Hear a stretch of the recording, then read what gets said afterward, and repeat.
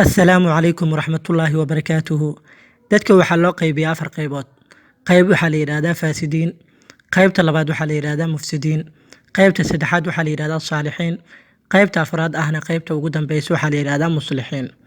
haddii aan ku hormarno qaybta koobaad, waxaa la yiraahdaa faasidiin.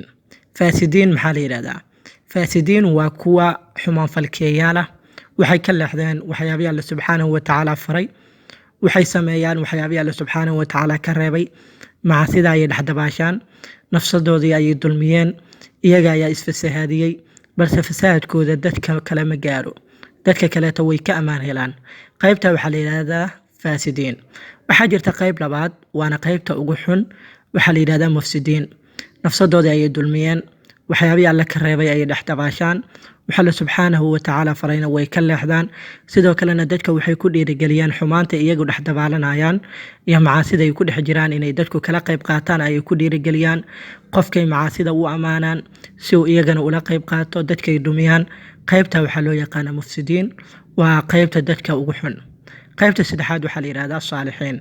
saalixiin waa qayb wanaag falayaal ah, wixii Alle subxaanahu wa tacaala faray way ka soo baxaan, wixii Alle subxaanahu wa tacaala ka reebay way ka leexdaan, dadku way ka ammaan helaan oo qof afaarihiisii ma galaan. ruuxa marka uu saalix yahay waxa waaye waa ruux isaga tiisii ka adkaaday, balse dadka kale aan afaarahoodii gelin. dadka qofka way jecel yihiin, qofka marka uu wanaagsan yahay aan afaarahaaga soo gelayn, way jecel yihiin saalix marka uu yahay. qaybta afraad ee ah qaybta muslixa loo yaqaano amase muslixiinta loo yaqaano, waa qayb nafsadoodii wanaajiyey, waxyaabihii Alle faray la yimid, waxyaabihii Alle ka reebayna ka reebtoonaaday. qaybta waxaa loo yaqaanaa muslixiin. waxaa usii dheer arintaa inay yihiin kuwa dadka wanaaga fara, xumaantana ka reeba.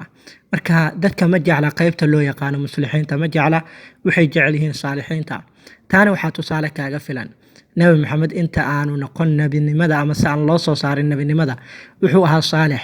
dadkiisu way jeclaayeen, waxay dhihi jireen maxamedul amiin, waxay dhihi jireen saadiqul amiin, run badane, aan khiyaano aqoonin ayay dhihi jireen.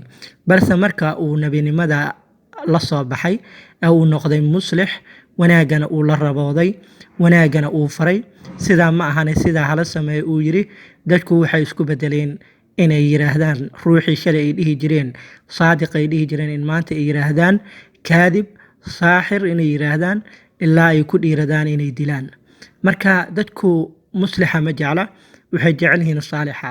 laakiin dadka waxaa ugu wanaagsan dadka loo yaqaano muslixiinta, waa dadka wanaaga fara, sidoo kaleetana xumaanta ka reeba.